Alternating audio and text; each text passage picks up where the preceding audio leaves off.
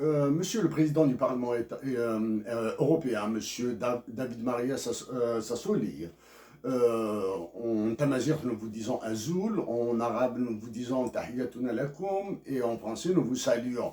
Nous sommes désolés, nous ne maîtrisons pas la langue italienne pour vous saluer dans votre langue maternelle. Euh, les institutions européennes ont reçu des compatriotes algériens qui se sont exprimés sur les sujets qui intéressaient les deux parties prenantes. Pour nous serons ravis de nous présenter devant votre Assemblée pour solliciter son intervention pour l'arrêt de la guerre entre l'Algérie, le Mali et le Niger. Par cette occasion, nous réitérons notre offre pour une rencontre avec le président de la France pour une discussion autour de cette guerre et les moyens d'éviter l'embrasement de l'Afrique du Nord et obtenir éventuellement auprès de son Excellence, le président de la France, une réponse à notre question que nous lui avons posée dans l'un de nos papiers publiés par le Centre de recherche sur la mondialisation en 2016, sur la question portée sur sa possession ou non d'une jarre dans ses bureaux officiels à l'Élysée ou dans ses appartements privés officiels, bien sûr. Monsieur le Président du Parlement européen, Monsieur Sassoli, dans notre adresse à l'Union africaine d'il y a 3 semaines, nous avons qualifié l'Union économique et monétaire ouest-africaine d'organisation terroriste et nous maintenons cette qualification et nous maintenons notre affirmation. Depuis la condamnation de l'Union européenne de la violation des droits de l'homme en Algérie, nous ajoutons la CEDEAO, la Communauté économique pour le développement des États de l'Afrique de l'Ouest. La dernière fois, nous avons hésité à associer les deux organisations internationales que sont l'Union économique et monétaire ouest-africaine et la Communauté économique pour le développement des États de l'Afrique de l'Ouest. Mais maintenant, depuis cette condamnation, nous affirmons que ces deux organisations, l'UEMOA et la CEDEAO, sont des organisations internationales, interétatiques, terroristes. Monsieur le Président, le Parlement européen a condamné la violation des droits de l'homme en Algérie. C'est une lapalisse, c'est une vérité de lapalisse. Les droits de l'homme sont violés en Algérie depuis son indépendance. Ils sont violés de long en large, de bas en haut, globalement et dans le détail. Donc, sur cet aspect, nous sommes entièrement d'accord avec vous. Donc, nous allons parler des droits de l'homme dans une seconde partie. Dans cette première partie, nous préférons plutôt commencer par on va dire d'une généralité. Toutes les sciences ont des lois clairement définies. Certaines sciences ont des lois vérifiées, d'autres comme ce qui est appelé la science économique. Pour nous, il n'existe point de science économique, il existe une connerie économique. Nous répétons, il existe une connerie économique. Ces lois sont approximatives, jamais vérifiées. Aucune loi n'est vérifiée en économique. Ce n'est pas M. Alvaro Sensini, un économiste italien, qui va nous contredire sur ce que nous venons d'affirmer. Les lois de l'amour sont incompréhensibles. La célèbre Hannah Arendt a aimé comme une folle le célèbre philosophe allemand Martin Heidegger, qui était fasciste. Le célèbre philosophe, nous avons oublié son nom, Nietzsche. Le célèbre philosophe Nietzsche a aimé comme un cinglé Lou Andrea Salomé. Les textes de Nietzsche ont inspiré le fascisme. Une femme qui a aimé un homme fasciste, Hannah Arendt a aimé un fasciste. Un immense philosophe de lettres qui a aimé une femme qui ne lui a jamais rendu cet amour.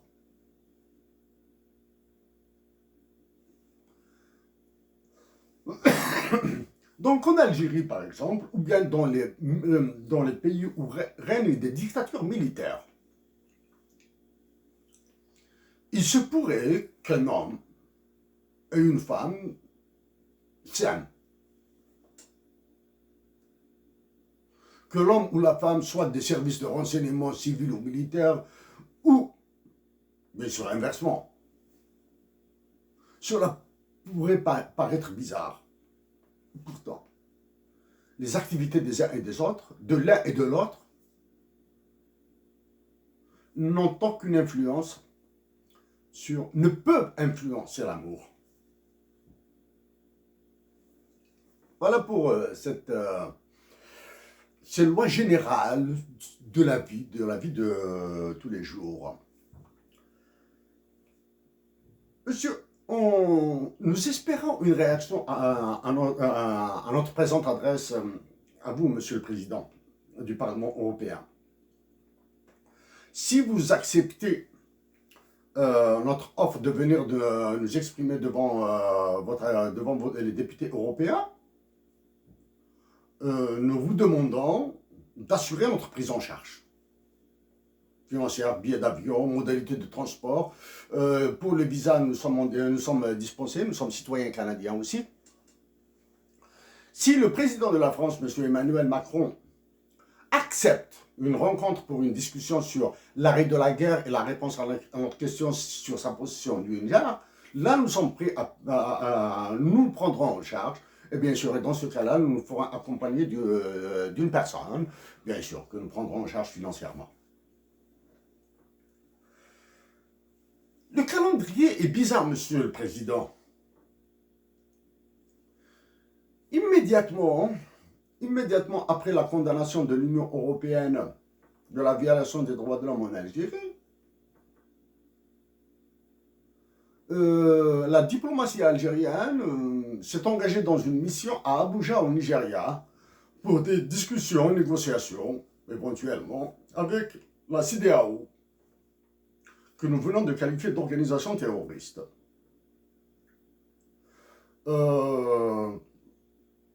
Le Maroc est déjà victime de cette organisation terroriste. Dans notre message, dans notre adresse au président de la Commission de l'Union africaine, nous avons inclus un message à son Altesse, le roi Mohamed VI, et nous avons inclus aussi un message à son Excellence, le président de la République tunisienne.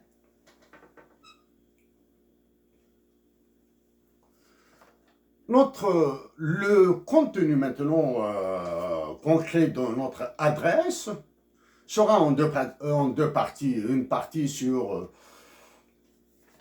la religion,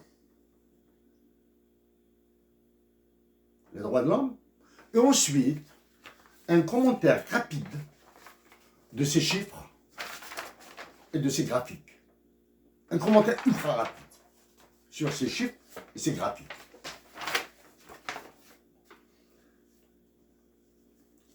Sur une introduction sur les droits de l'homme en Algérie.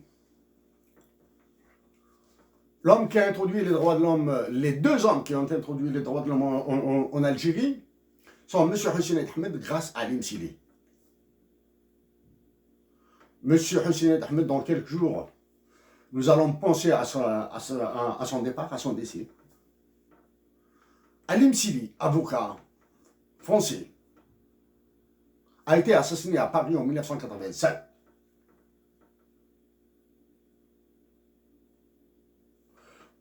Donc, Parmi les hommes les plus trahis en Algérie, il y a Hussein Ahmed et Ali Msili.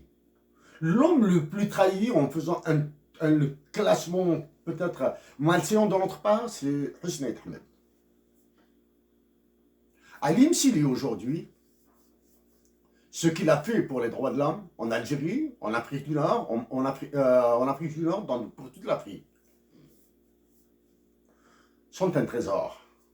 Serait son travail et des moyens idoines, efficients, efficaces pour la promotion et la promotion pour l'instauration réelle. Nous excusons pour le mot promotion.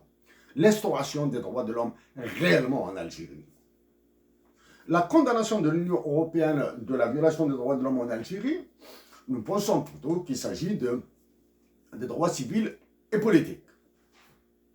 En venant devant votre Assemblée, Monsieur le Président, nous allons vous démontrer, d'un point de vue mathématique, que le futur texte qui sera probablement approuvé, c'est-à-dire signé comme constitution de l'Algérie, est lui-même une violation massive des droits de l'homme. Un texte prétendument écrit par des Algériens. La première, la plus importante violation des droits de l'homme, à nos yeux bien sûr, est le crime en dépossession des Algériens de leur patrie. Les Algériens sont carrément, avec ce chiffon de texte qui a été adopté par 25% des Algériens qui se sont suicidés et qui ont entraîné la mort de tous les Algériens et de la patrie Algérie avec eux, les Algériens peuvent dire qu'ils vivent en Algérie, mais que la patrie ne leur appartient plus. Quand nous disons que les Algériens vivent en Algérie, y compris les généraux, y compris les ministres, y compris toute l'administration publique. Monsieur le Président, avant de nous installer au Canada, nous étions en Algérie, bien sûr. Nous avons fréquenté la Ligue algérienne pour les droits de l'homme. Nous étions très proches de l'un de ses présidents, parce que la Ligue algérienne des droits de l'homme, telle qu'imaginée par Hussein Ahmed et Ali Msili, s'est retrouvée morcelée. L'histoire de l'Algérie souffre de non-dits.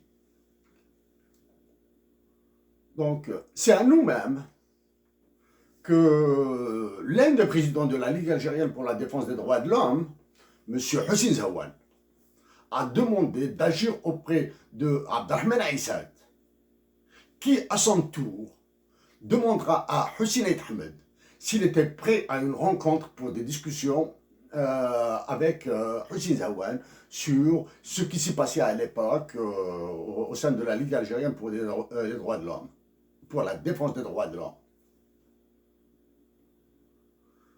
Donc, nous avons fait la commission. Et en insistant auprès d'Abdelrahman Aissad pour qu'il organise cette rencontre. Au-delà du message que nous avons fait, nous ignorons tout. Monsieur le Président, peut-être qu'il vous paraîtrait malséant de notre part de jurer, mais nous allons le faire parce que nous avons foi en Dieu. Nous jurons devant Dieu que Abdelrahman Aissad a été muet plus qu'une carte dans tous ses rapports à Hussein Ahmed.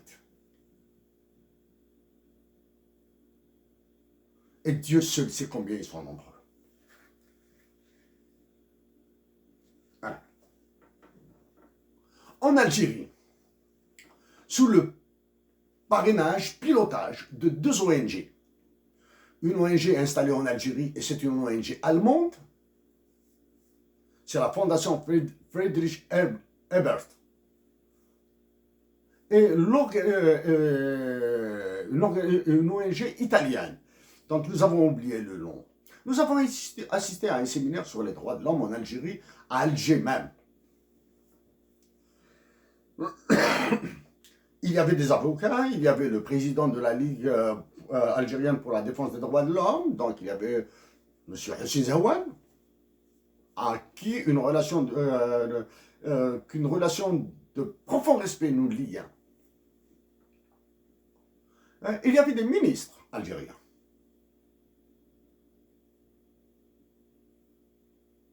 Voilà. Donc les ONG agissaient en Algérie depuis longtemps.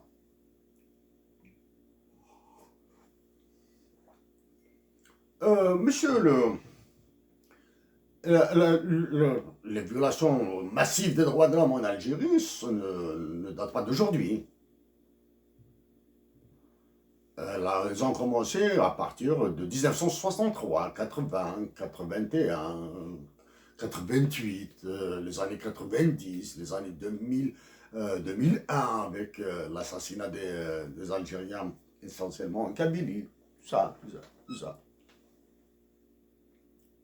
Monsieur, du Canada, nous allons continuer à appeler à la paix, à la dignité des Algériens, à résister dans la paix à tout ce qu'ils subiront.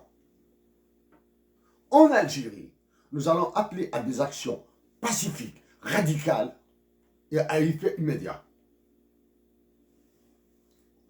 Donc, sur les droits de l'homme, nous sommes prêts à venir nous exprimer, nous adresser aux députés européens pour leur démontrer que le futur chiffon de texte, s'il est adopté comme constitution, est lui-même une violation des droits de l'homme.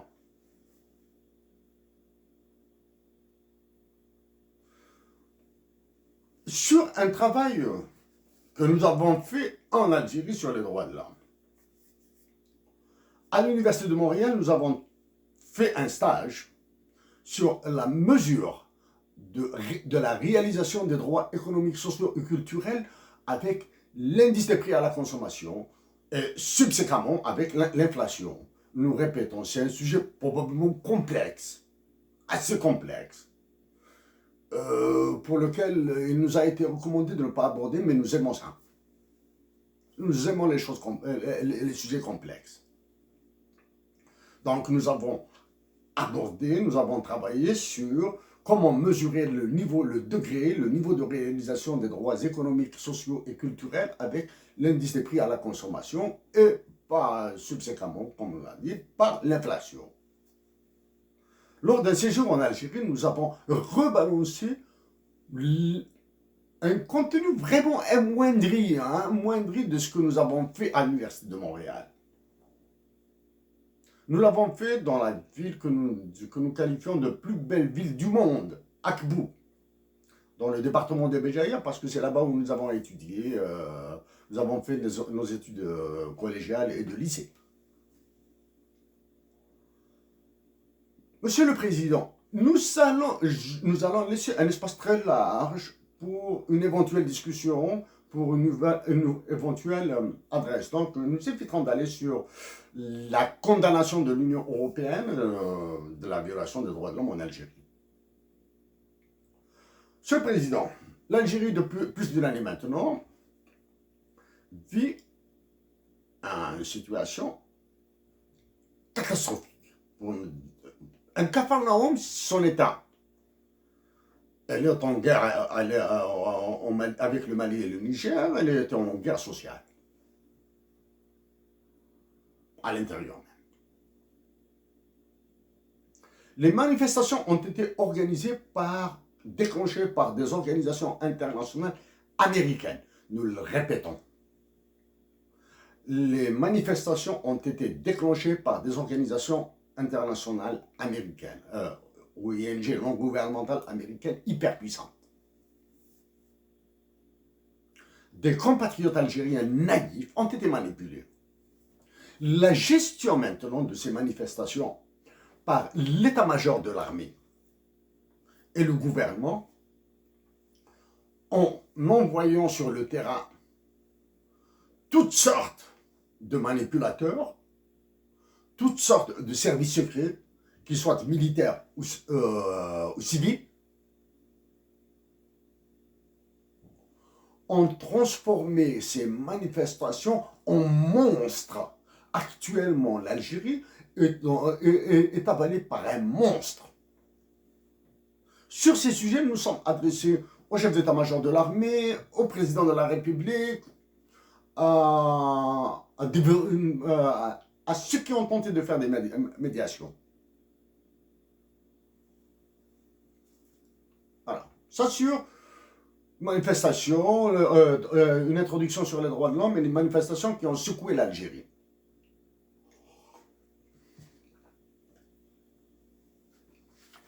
Monsieur le Président, avant de continuer de revenir sur les droits de l'homme avec quelques chiffres,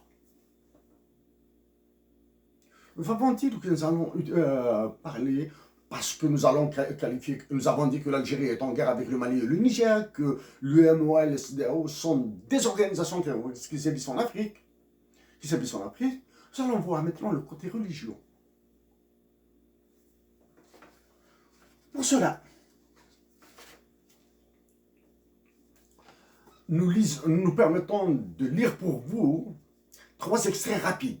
Ils sont en anglais. Dans The Place of the Religious Arguments in the Public Square, écrit par Brendan Sweetman. La place de l'argumentation religieuse dans l'espace public de l'Irlandais. C'est un Irlandais. Brendan Sweetman. Nous nous excusons pour la qualité de lecture, dans notre anglais. Nos langues que nous parlons, c'est le kabyle, l'arabe un peu mieux peut-être, et le français. The fact that one cannot expect a Christian, un chrétien, say to the convinced by an appeal to the authority of Quran, le livre sacré des musulmans, does not mean that the claims made in the Quran are false, or that vice versa. The claims of the Bible are false, or that the claims of liberal political tradition are false. It means only that without further arguments, they are unlikely to be persuasive to members of worldviews. It is also essential to appreciate that the claim that people introduce that religious beliefs into the public square based solely on what the text says or on what a church authority says is not quite so obviously true as it may at first appear. It is true that people often appear to be doing just that, basing their moral political arguments on an appeal to a religious authority or figure or institution, but one must ask if this is what they are really doing. Ça c'est Brendan Sweetman, l'Irlandais, dans le livre The Place of Religious Argument in the Public Square. Un Américain maintenant. Shadi Hamid, dans un livre publié en New York en 2016, Islamic Exceptionalism. How the struggle over Islam is reshaping the world. Indeed, conservative Muslims and Islamists are routinely portrayed as backward, fundamentalists alienated by modernity and all that comes with it. Yet Islam may very well be most modern of the monotheistic religions and perhaps of any major religion. Within Islam's vast legal tradition, there are a number of ideas and precedents that lend themselves to modern notions of social justice. Social justice, nous pensons à John Rawls, rule of law, l'état de droit, and democratic politics. In practice, this meant that there was no reason for Muslims to choose modernity over Islam. You could be fully Muslim or even fully Islamist and still be fully modern. Ça, c'est Shadi Hamid à New York. Donc, un Tchèque, économiste et philosophe, Thomas Silacek. Economics, Economics of Good and Evil. L'économie du bien et du mal. The Quest for Economic Meaning from Gilgamesh to Wall Street. En 2011, publié par Oxford, University Press. À la page 82, il écrit The story is about the sale of a field, un champ, that Abraham buys from the Hittites, en arabe on dit le Hittien, so that he can buy Sarah. But the Hittites want to give him, not to sell it, to sell it. Ils veulent lui donner, pas lui vendre. Until then, all asset transactions documented in Genesis were non-monetary, and ownership changed through gifts or violence. À la page 83. In the Old Testament, do not charge your brother interest. Ça, c'est la finance. Whether on money or food or anything else that may earn interest. Interest, c'est les intérêts, l'usure, les intérêts usuraires, plus exactement. You may charge a foreigner, un étranger, interest, but not a brother Israelite, so that the Lord, your God, may bless you in everything you put your hand and in the land you are entering to possess. Donc voici trois auteurs de trois régions complètement, radicalement différentes qui nous donnent une idée sur les religions.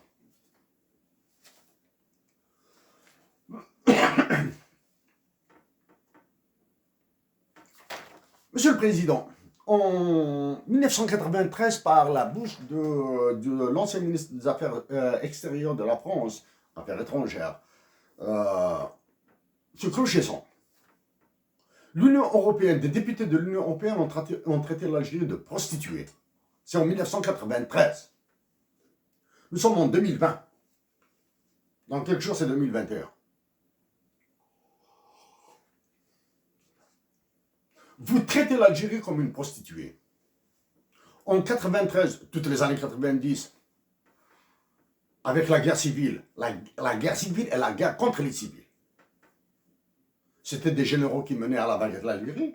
Actuellement, ce sont des généraux qui mènent l'Algérie à la baguette.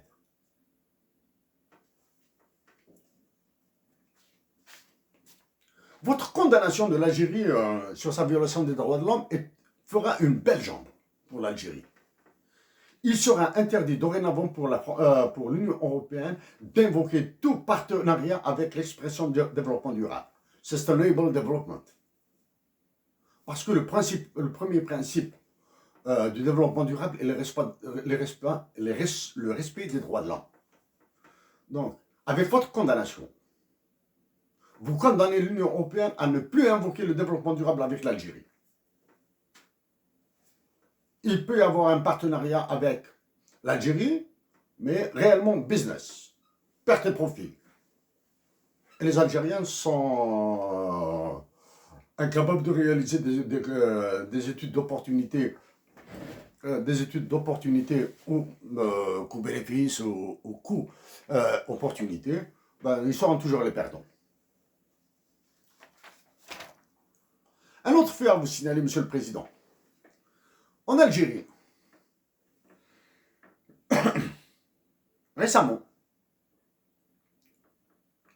une dévaluation du dinar a été annoncée en 2020 et 2021. Sur quelles études? Alors qu'ailleurs, les banques centrales demandent l'avis de leurs citoyens. En chevauchement avec le déplacement de la diplomatie algérienne à Abuja au Nigeria, en Algérie, le ministère des Finances a annoncé, sans aucune étude comme ça, la privatisation des banques publiques. Nous avons défendu auprès des décideurs algériens la restauration des subventions pour le blé, pour éviter des violences liées à la famine, Ces subventions ont été rétablies. Moins de 48 heures après, le FMI s'est pointé à Alger. Décision. Programme d'austérité. C'est-à-dire, oui, vous maintenez les subventions sur le blé, mais ailleurs vous serrez. C'est-à-dire, il n'y a aucune mesure pacifique pour amener la paix en Algérie.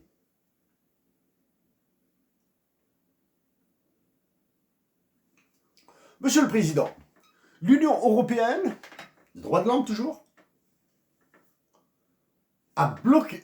se retrouve bloquée sur un plan de relance de 750 milliards d'euros. Nous disons bien 750 milliards d'euros.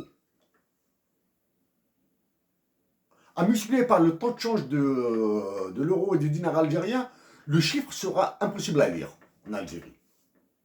À cause du non-respect des droits de l'homme par la Pologne et la Hongrie.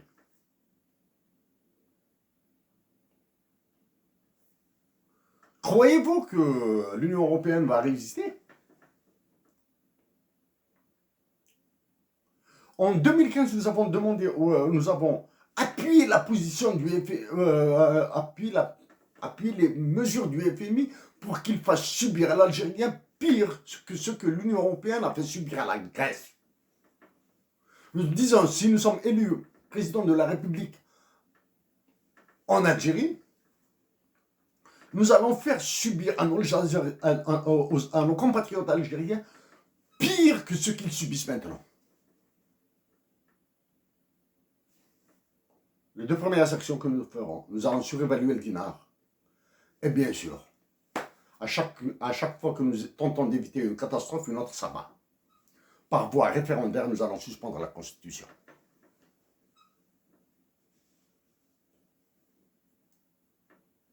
Donc, ce qui s'applique à l'Union européenne, 750 milliards d'euros, avec comme directrice générale de la Banque Centrale Européenne, Madame Christine Lagarde, qui a été directrice générale du FMI, qui a imposé ses lois à l'Algérie et à toute l'Afrique du Nord. Et il y a quelque chose de très équilibré. Avec la nouvelle année 2021, nous espérons, Monsieur le Président du Parlement, Monsieur le Président du Parlement européen, donc, l'année 2021 s'approche, donc nous souhaitons que l'action de l'Union européenne sera orientée vers moins de justice, et moins d'inéquité en Afrique, et moins d'injustice, moins d'inéquité envers les orphelins, les pauvres. Monsieur le Président, dans le peu que nous avons lu dans la Bible, nous étions émerveillés par la clémence, la miséricorde de Dieu.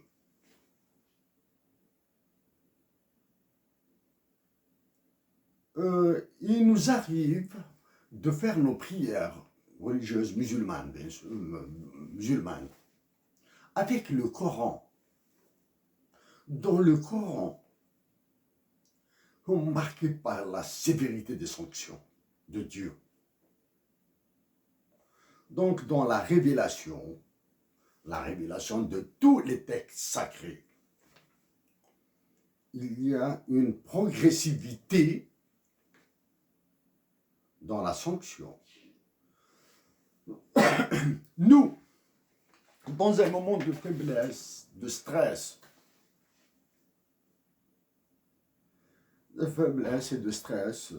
nous demandons conseil.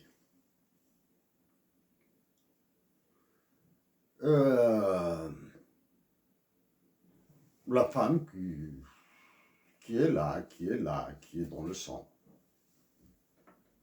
nous a recommandé une fois d'apprendre une sourate qui s'appelle sourate, en arabe, sourate al-Ma'oun. dans les traductions du Coran en français que nous avons lues, qui ne nous ont pas plu, elle est appelée Sourate les ustensiles. Alors que la version du Coran traduite que nous avons appréciée, elle s'appelle les orphelins, the orphans. Voici ce qu'elle dit. أرأيت الذي يكذب بالدين, celui qui nie la révélation. فذلك الذي يدعو اليتيم, celui qui fait du mal à l'orphelin. ولا يحض على طعام المسكين, pensant qu'il s'agit qui n'aide pas le nécessiteux. فويل للمصلين, c'est-à-dire attention à ceux qui prient. الذين هم عن صلاتهم ساهون, qui sont étourdis, qui s'en foutent comme d'une guine, qui sont blagueurs, dans leur prière. الذين هم يراؤون, qui aiment se montrer, s'exhiber. ويمنعون الماعون, et qui interdisent l'aumône, la charité. C'est ce que nous avons compris. Il se pourrait que... Donc, lu rapidement, أرأيت الذي يكذب بالدين فذلك الذي يدعو اليتيم ولا يحض على طعام المسكين فويل للمصلين الذين هم عن صلاتهم ساهون الذين هم يراؤون ويمنعون الماعون. Pour nous, c'est l'une des sourates que nous admirons le plus, que nous aimons le plus, dans la mesure où elle nous a été recommandée par la personne que, voilà, Monsieur le Président, les droits de l'homme.